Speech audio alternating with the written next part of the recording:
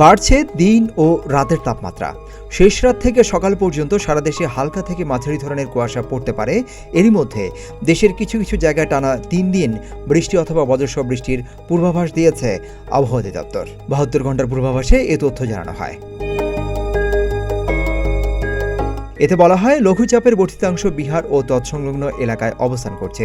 মৌসুমের স্বাভাবিক লঘুচাপ দক্ষিণ বঙ্গোপসাগরে অবস্থান করছে, যার বর্ধিতাংশ উত্তর বঙ্গোপসাগর পর্যন্ত বিস্তৃত।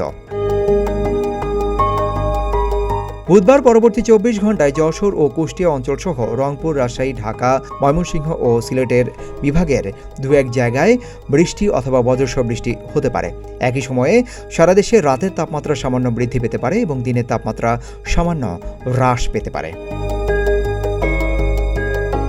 এছাড়া বৃহস্পতিবার পরবর্তী 24 ঘন্টার পূর্বাভাসে বলা হয়েছে, রংপুর, রাজশাহী, ঢাকা, ময়মনসিংহ ও সিলেট বিভাগের 2-1 জায়গায় বৃষ্টি অথবা বজ্রসহ বৃষ্টি হতে পারে। সারা দেশে রাত এবং দিনের তাপমাত্রা প্রায় অপরিবর্তিত থাকতে পারে।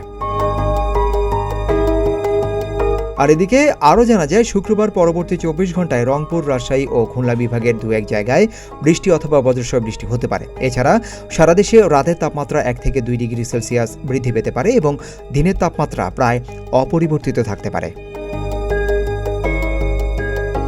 সিদ্দিকুর রহমান, রুমন, প্রতিদিনের বাংলাদেশ।